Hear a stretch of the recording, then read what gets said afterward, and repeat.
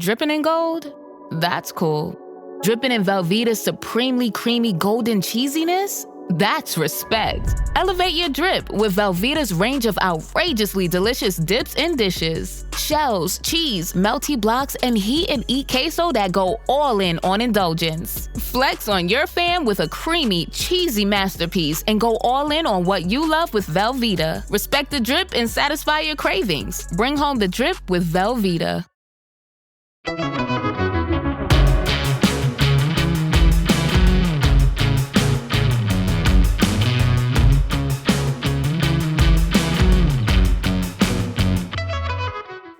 y'all, it's your host Will, coming back for another episode of the HuntStand podcast.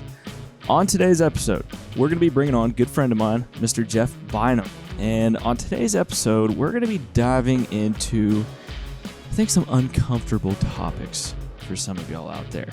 And when I say uncomfortable, I don't mean like it in a bad way, but I think when hunting season gets around, we tend to leave home and we forget a few things and forget to take care of a few things. And so we're going to get Jeff on here to go down a couple of rabbit holes with that. Now, Jeff is actually a financial advisor, and specifically for a lot of people that are in the hunting industry or just enjoy the outdoors. And so we get Jeff on here to talk a couple things about leaving home in a better place whenever it comes time for deer season, elk season, and you're going to be gone for a prolonged period of time, whether that's 6, 8, 10 days, 2 weeks, whatever it is. But we're going to get Jeff on here to talk about that, go down a couple holes about some other things, but nonetheless, just want to thank all of y'all for tuning into the HuntStand podcast.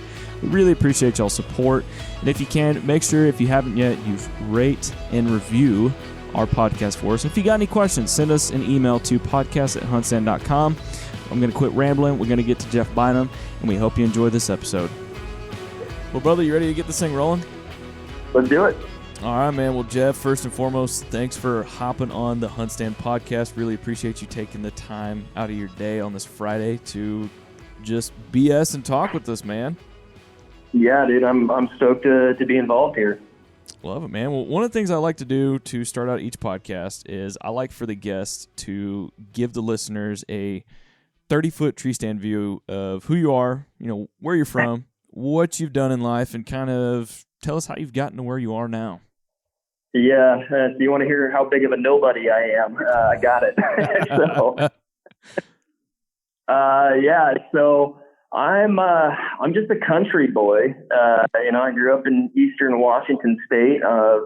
Probably spent more time in the woods than under a roof, and stumbled my way into creating a business in the outdoor industry. 15 years ago in 2008, I lost everything I owned and figured I should probably figure out how not to go through that process again, and got into financial planning. And then about 8 years ago, I realized that I wanted to work in the outdoor industry, but in a unique way. And so I created a financial planning practice specialized for working with people in the outdoor industry or people that are passionate about hunting and fishing. And fast forward to today, my wife and kids and myself, we live in North Idaho.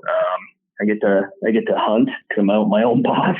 So I get to hunt, 60, 80 days a year. Most of that I figured out how to get a tax write-off for. And I get to, I've connected with Dan Staten, the Elk Shape crew. And so I've been working with Dan, helping produce and put on the Elk Shape camps for the last 5 years. And I come in and teach a fair amount about physical fitness and how to be financially smart so that you can turn the passion for your outdoors into a positive influence in your life on the financial side of things. So do a lot of web meetings, sit here in my office, work, too much right now, but come September, I'll be a little bit difficult to get a hold of. So, yeah. Yeah, same here. We'll all be logged off a little bit, hopefully. I sure hope so. I've got, Idaho tags and Montana tags this year. So my wife was asking me the other day, like, what are your hunting plans? I was like, well, August 30th. And she's like, okay. I was like, through November. She's like, you won't see me. August 30th through November. So thankfully I live in some good country. So, a lot of that is in and out and stuff. And I've built my practice to handle that. I've got a good team that support that and stuff. And so, everything works for me. I told them the highest priority during that time is that you're out there hunting too. So, we're in the middle of like the rush time period in the year where we try to get everything done so that we can responsibly step away and go have a blast this fall. I like it, man. I like it. And you drew a Montana tag? Yeah, just a general combo. You dog. Yeah, I've got that deer elk combo. I mean, it's still kind of an over the counter tag ish. We're still general season hunting, but I've got long and fairly liberal seasons there. So I am not the best bow hunter out there. So I'm it's nice to have a good rifle season as a backup to fill. But should be a good hunt. My first time hunting Montana this year.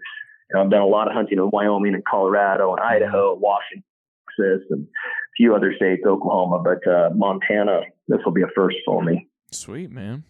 Well, cool. Well, man, for the sake of this episode, I'm really kind of wanting to focus on it's not going to be focused on elk hunting. It's not going to be focused on mule deer. It's just going to be hunting in general. And I think a lot what I've seen, and I haven't experienced myself, but I've seen buddies and people that they leave home and to go on these hunts, whether it's whitetail hunting, elk hunting, whatever, and they leave and they got lots of problems at home that they didn't take care of, that they should have taken care of before they left. And when I say problems, I'm talking, potentially budget issues, potentially, mama ain't too happy because he forgot to do something. And so I wanted to talk to you because you have experience. You've been doing this a long time about how to leave home whenever you go on these prolonged hunting trips and leave it in a good shape so that you can be fully invested in what you're doing at that moment, chasing after game, and not have to worry about stuff back home. Man, that's a great question. And I don't know if there is a perfect answer for it. I think it has to be something that each person kind of figures out. But, I've definitely figured out part of that answer. And I think every season, every year, I go season, I figure out a little bit more. And it helps to be in a community. This is part of what really drew me to the elk-shaped community was how intentional those guys were on making sure that their home life was dialed. So I love this subject. It's close to my heart, both just on the relational side with your wife and children, as well as the financial side. So, and I can't get too deep into, financial planning or anything like that, because we don't want to submit this podcast to compliance. Right. They love to have a heyday with that, but I'll touch on my experience. And I honestly, I think it was 2016, and I was sitting on a ridge top at about 11,000 feet in Colorado. And like you, I'm sure, a lot of times when you get out in the woods, the stress of daily life falls away and you really start to think about what matters the most. Yes. And for me, I realized one, my fitness level wasn't where I wanted it to be. My personal finances weren't perfect. I was a little bit stressed. It was a little bit of a stretch for me. That was my second trip back to Colorado elk hunting for that year. It was a little bit of stress on my wife. And, I realized right then and there that hunting is just like any other drug that's out there. It's addictive. It draws us in. It's something that can be a very positive influence in our life, or it could be negative. And I started to realize that, if I wanted to spend the amount of time in the woods that I desired, I needed to make sure and harness the positive impacts of hunting and have it be something that's a motivating factor in my life, be the husband, the father that I was called to be. And, it's taken a long time. And I don't have this completely figured out by any means. But it starts, and I think a lot of this started with my kids. When I had kids, I realized that I had too many hobbies. As I'm sure you're realizing, Will, you guys are having kids and you're like, oh, wow, I can't be a dedicated snowboarder. I can't be a dedicated hunter and dirt and camping. And like, I just don't have time for that. And so that was kind of the beginning. When I had kids, I realized that I'm not going to be able to be, in my hobby the way that I was, what my wife and I refer to as our single life, marital incomes, no kids. And so, I looked at it and I said, what was the most impactful in my childhood? And growing up, my favorite memories and one of the things that shaped me the most was hunting. And so I kind of pushed everything aside and said, that's what I want to focus on. And so with my kids, I thought about what was the positive and negative experience with kids.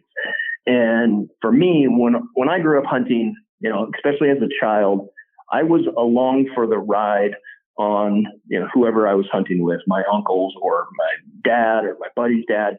And a lot of that was focused on them getting their animal.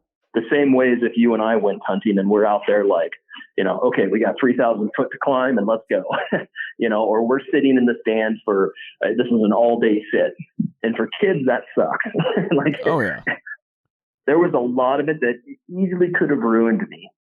And so, I made a decision that I was going to focus on hunting with the kids, but I was going to do it different. I'm going to take every opportunity I can just to have the kids fall in love with the process. Yeah. And every time I'm out hunting with the kids, getting an animal, harvesting something, killing something, whatever, that was like, the icing on the cake. I was more there to just share the experience of being in the woods and watching the sun come up with my kids and teaching them how to just like sit and be still and listen to the birds and like just the wonder that we get to experience when we're out in the woods hunting by ourselves. And, it's full of books, games and hot chocolate and candy and all that stuff. But it started really slow for me. And I think inside of my household, rather than it was like, dragging the kids hunting or anything like that, it created something where it's where me and my kids go to have our time, and my kids look forward to it and they're passionate about it. My daughter, she's 12 and that little girl's a killer, man. She's a cold-blooded killer at this point. She has that ginge luck. I haven't gone hunting with her yet and not got an animal, which is just freakish because we've been out a lot. But we're driving across, the country or whatever, and she's staring out the window counting deer and looking for bucks and, oh, there's a turkey, or, she comes home and gives me the report, Dad, I saw elk in the field today. And you can just tell it's in her. And that all began with just the way that I introduced them to this. Slowly over time, I would increase the difficulty. I would push them very, very gently, but always giving them the permission to like, hey, when you're done, it's okay. Like you have full permission to end the hunt. And it's turned into something where my daughter more than my son at this, but my daughter is like gung ho and she sits it out. She's harvested some great animals and she's starting to get to that place of pushing herself and building mental discipline and toughness in the woods. And that's really fun. So, for me, what that's done is that rather than it being a liability to my wife when I go hunting and incorporate the kids and like, it's now something that she recognizes as a very positive impact in my life, and in their lives as well. So, before I could take kids on those types of hunts though, and I started, being way out west and all of that, there's a lot of cost that's involved in your household. And Will, I know you've seen this. I mean, you're trying to get out west and go on these big hunts all the time. And, you've got, and, your wife works and it's like, okay, how do we deal with all this stuff? And, how do we deal with your partner being away from home for a week or 2 weeks or 3 weeks at a time? And so for me, I got lucky and I married into having a secret weapon, which is my mother-in-law. Where do I get one of those? Yeah. So regardless, I mean, there was a time period where we were down in Texas and lived down there. My mother-in-law was in Washington, and I would always propose it. She finally caught on to what I was doing, but like, hey, how about I fly you up, about August 30th, and do you want to spend a couple weeks with your daughter and grandkids? And she's like, oh, that'd be great. And so not only did I condition my wife to myself being gone, I conditioned my mother-in-law. And so now she knows that when September comes around, that she's on duty. Take notes, everybody. Take notes on that one. Yes. Yeah. You got to marry well for this to work out. Yes. So, but that moment in 2016 on the ridge in Colorado, I have a picture of that, and I always look at that moment, and it was a transformational moment for me because I realized at that point I had already identified, how I want to introduce my kids to hunting, and we were already doing some of that. I had already kind of figured out like how to deal with the time being away from my wife. Yeah. But I really didn't have figured out how to deal with myself. And what I mean by that is, up until that point, I never really paid attention to my fitness. And I just climbed 1,000 foot. I was sitting on that ridge because I was absolutely smoked. and I had that realization, like, it's more than just, the cost to my wife and, introducing kids to hunting. It's me. Like, who am I as a man? And I knew right then and there that if I didn't start to make consistent changes in my life, that I wouldn't be able to do this with my kids. I wouldn't be in the physical shape. There are only so many elk hunts that you have in you, even if you are in the best shape. And my intention is to be elk hunting well into my retirement years with my kids and grandkids. But that doesn't happen accidentally. And so for me, it was just a look in the mirror, and I had to, had a little come to Jesus moment, which tends to happen when I'm in the woods, kind of where I speak the most. And had to focus on my fitness quite a bit and really start to dial that in. And it's been a journey. Obviously, I'm not, I'm not Van Staten by any means, but I'm definitely not where I was at in 2015 and 2016. Well, we all can't be mini Hercules, okay? Well, yeah.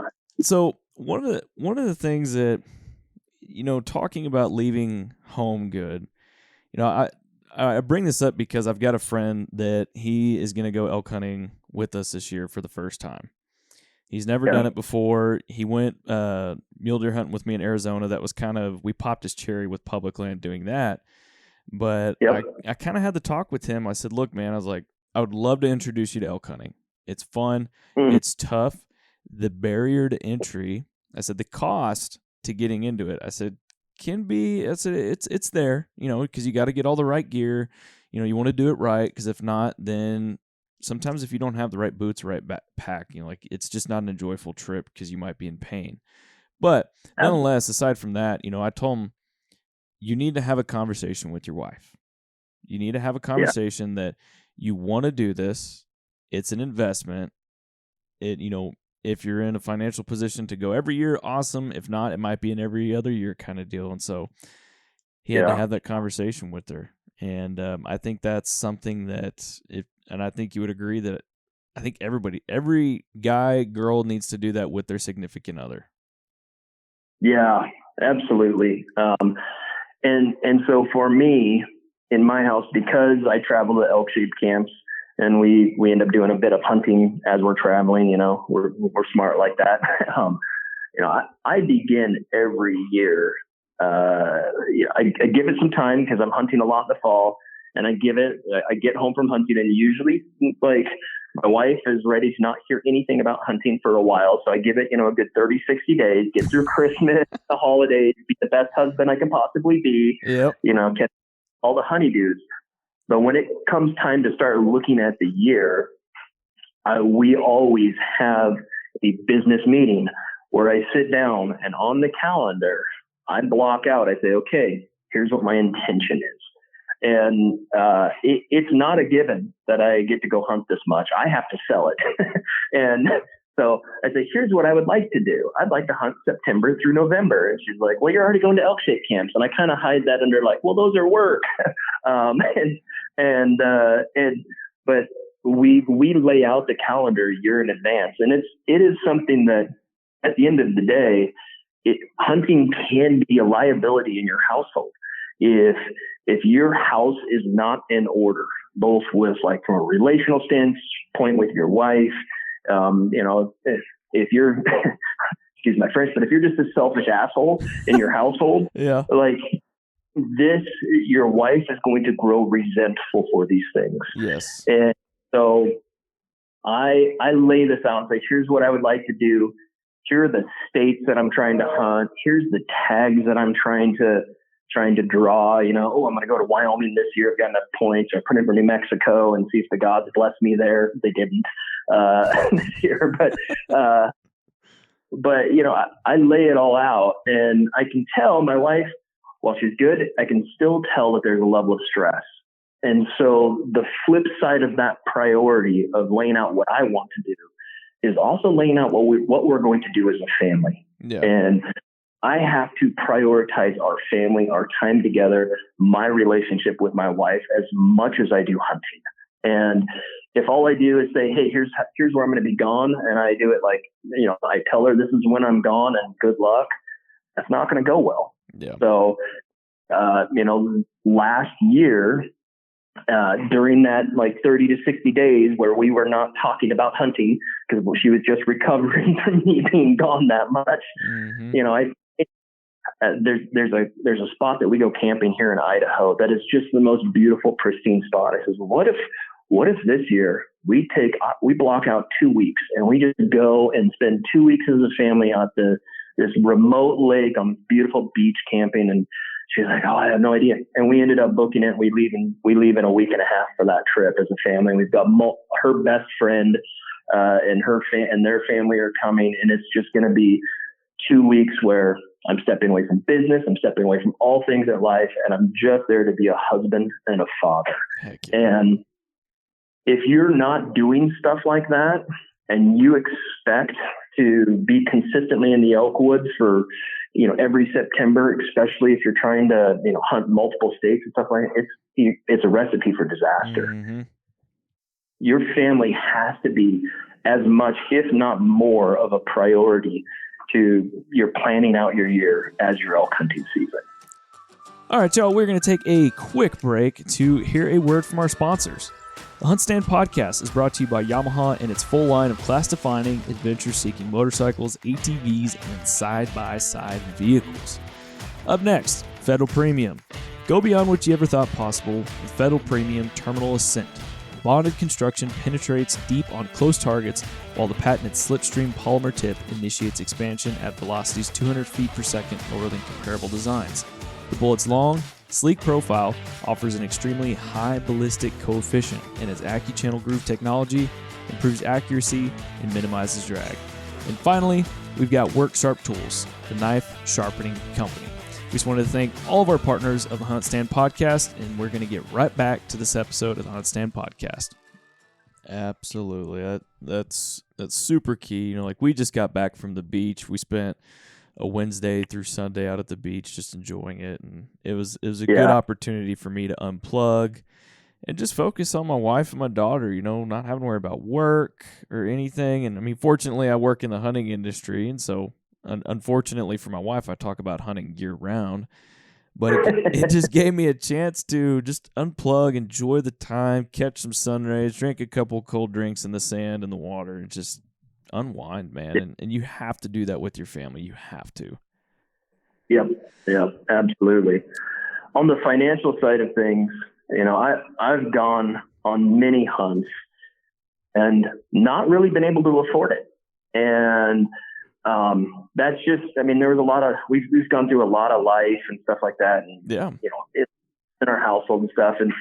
But I'll tell you, there's nothing worse than sitting on that ridge top in Colorado, thinking about how you're going to pay off the credit card gas bill for getting there.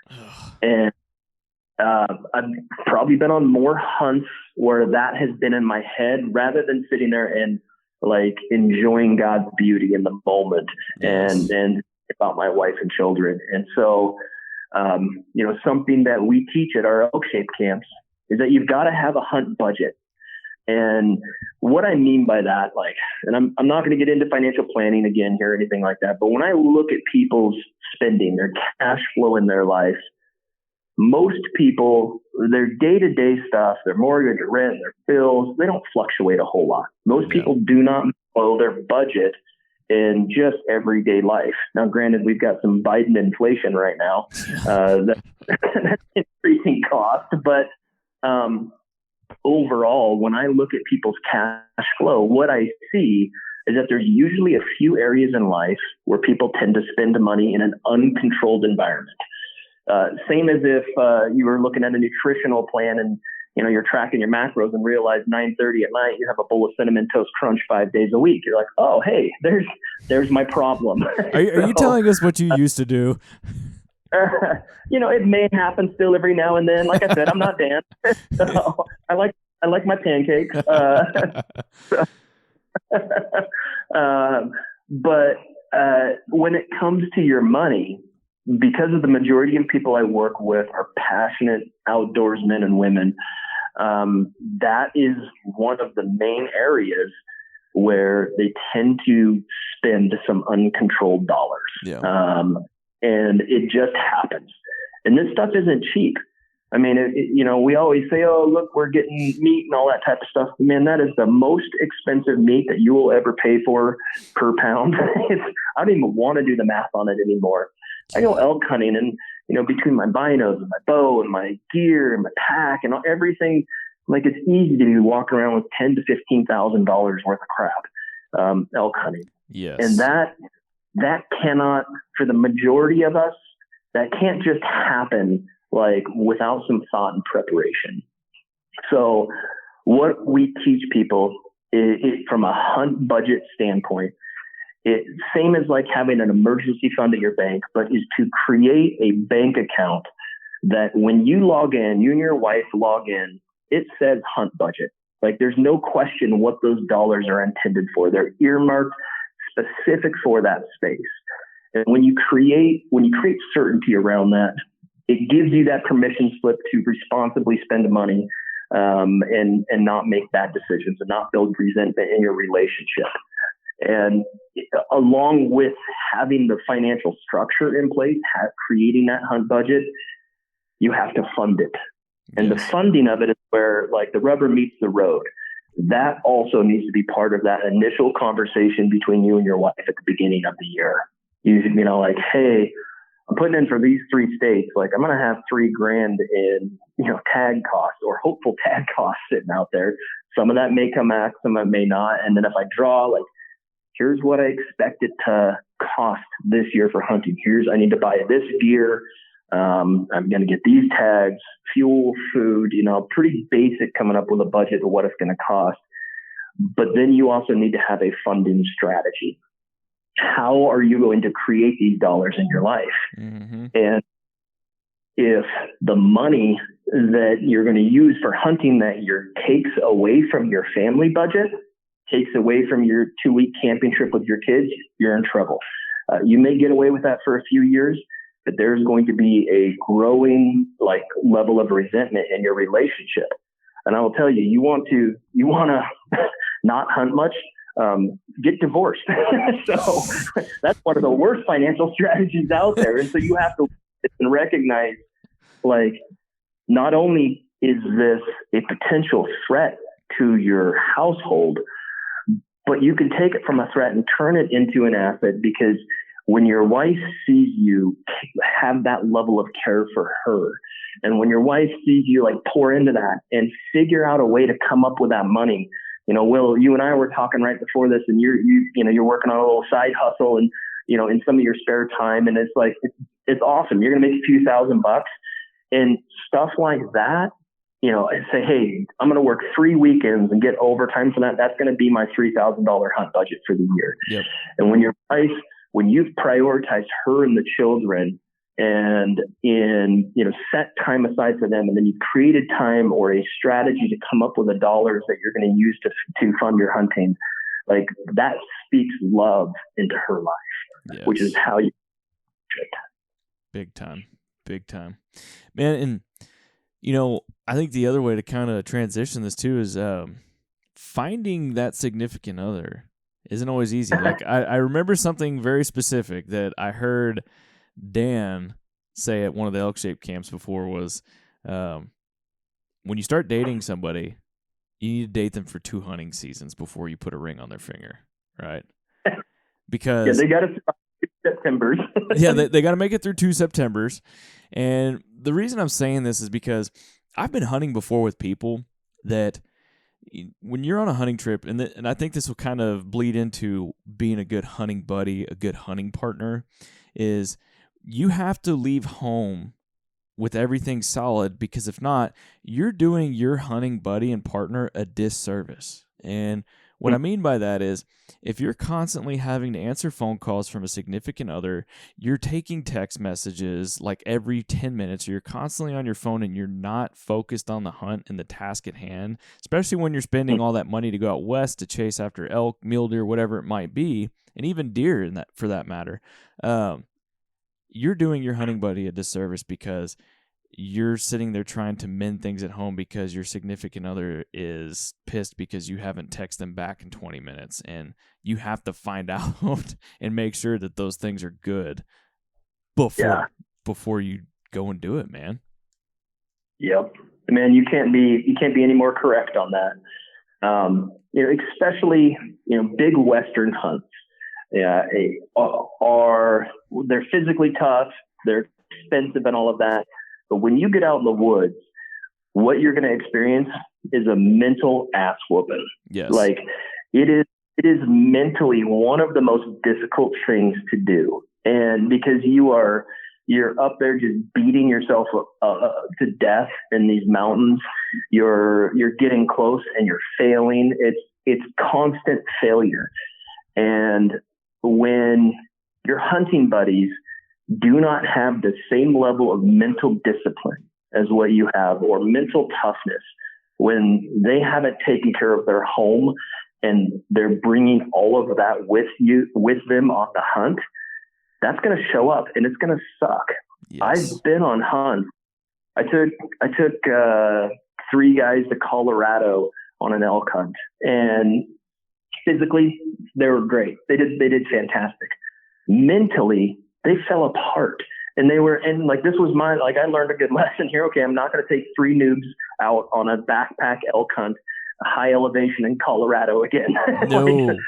Maybe, but we ended up ending that trip early because they just couldn't mentally wrap their head around all of the failure, not making it to our campsite. The weather was bad, other hunting pressure, hunting scenarios that blew up in our face. They think we should have taken a left and we took a right, like all of that stuff, and not having their home front dialed, having the stress of being away from their family show up.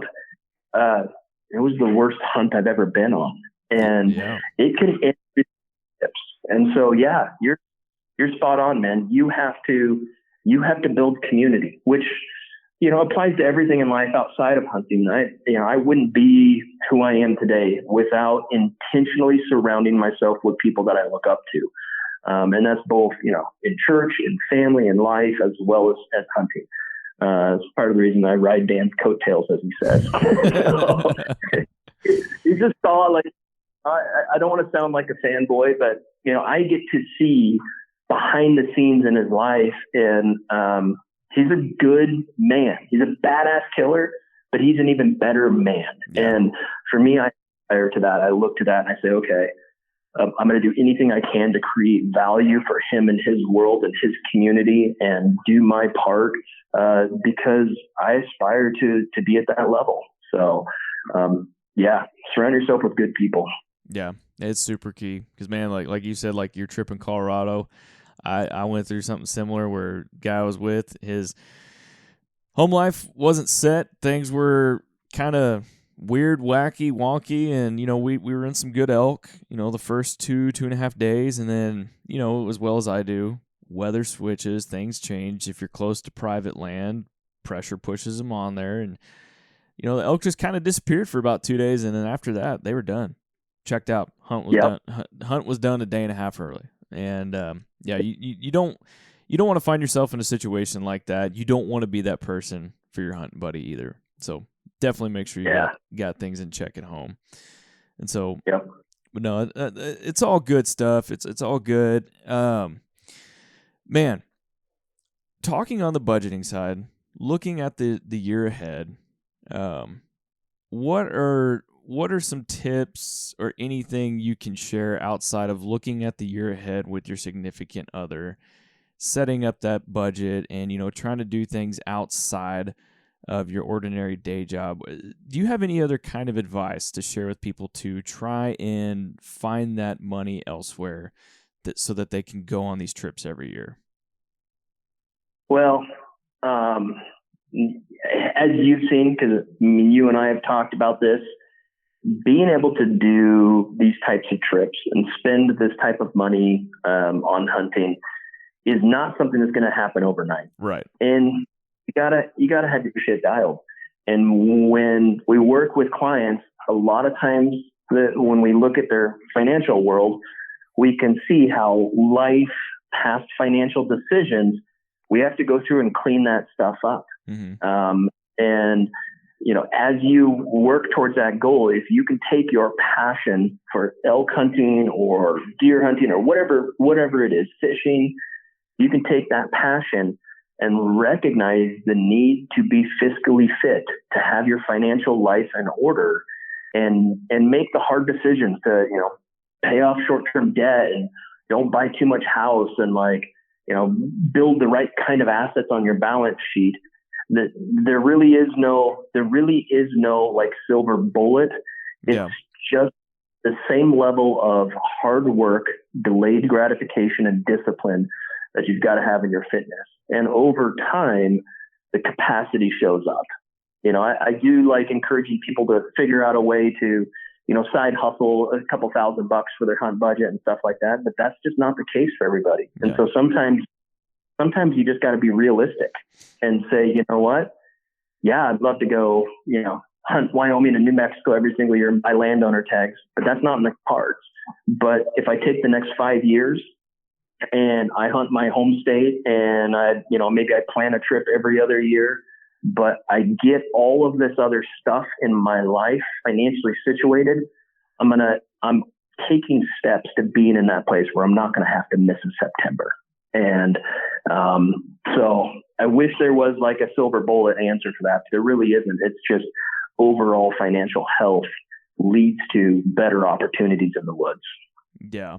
I couldn't agree more, man. I couldn't. I mean, yeah, it can be hard, but man, if you just do it the right way, you'll thank yourself down the road. You will. Yep. So, well, man, I know we're running out of time here, but do you have any kind of parting advice, Mr. Jeff Bynum wisdom, ginger wisdom, on any of this that we've talked about, anything that we may have talked about? What kind of parting wisdom might you have for the listeners? I would say you need to find yourself a ridgetop and have that moment that I had in 2016 where it's just you and God, and you take a hard look at your life.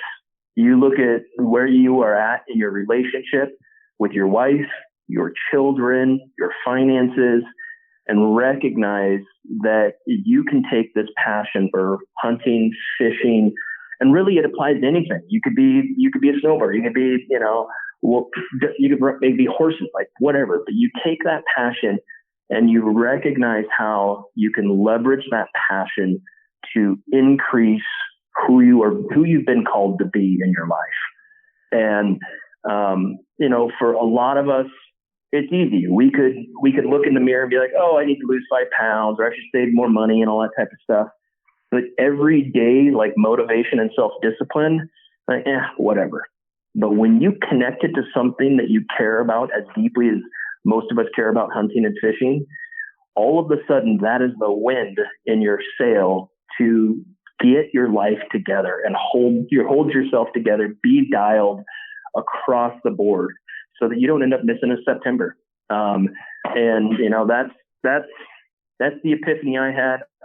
I've been super, super blessed to surround myself with like-minded people. You know, if I was out there by myself, as with anything, you know, when you're fighting a battle, climbing a mountain, you lock arms with brothers or sisters in arms. Like you have a lot more strength that way. So find the correct community to be involved in, recognize how to leverage your passion for the outdoors to get your shit dialed.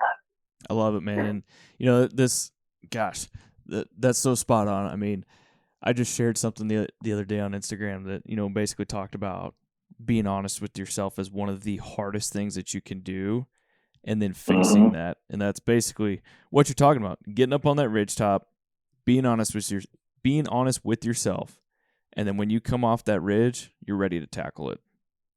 Yep. That's it, man. Spot on. Well, man, where can we find you on social media? Oh, I got it. I'm on Instagram. I'm kind of burned out on social media, but you can find me at Bynum Life. And then, you know, I can't advertise business or anything like that. You know, I snuck my web link in there on my Instagram profile, so you can check out my webpage. But yeah, I post a little bit on Bynum Life, and you know, I float around the outskirts of a lot of the big names in the industry. You know, I'm always in the background, but yeah, check me out on Instagram. You know, and I'll say, you know, if this resonates with you, if this is something that like, okay, I need to get this dialed and you want to talk, hit me up, man. I love this stuff. I love helping people, you know, get life figured out. It's a big part of who I am professionally. It's just helping people navigate life choices. So yeah, anything I can do to support anybody out there, man, please let me know. Love it, man. Well, Jeff, man, appreciate you hopping on the podcast, talking hunting, you know, just going down some rabbit holes, man. Appreciate the time. Absolutely, dude. Pleasure. Anytime. Thanks, Will. All right, y'all, there you go. Another HuntStand podcast. Just want to thank Jeff for hopping on here and talking about how to leave home in a good spot whenever it comes time for you to take off for a week or two to chase after elk, mule deer, whitetail, whatever it is. But glad that we were able to get Jeff on here. Just want to thank him for his time. And again, y'all, just want to thank you for your support of the HuntStand podcast. And remember, up until July 1st, so June 30th, midnight, we are going to stop an IG giveaway. All you have to do is follow us for your chance to enter to win 5 years of HuntStand Pro for free. So if you haven't yet, make sure you're following us on Instagram. We appreciate y'all's support, and we'll see you on the next one.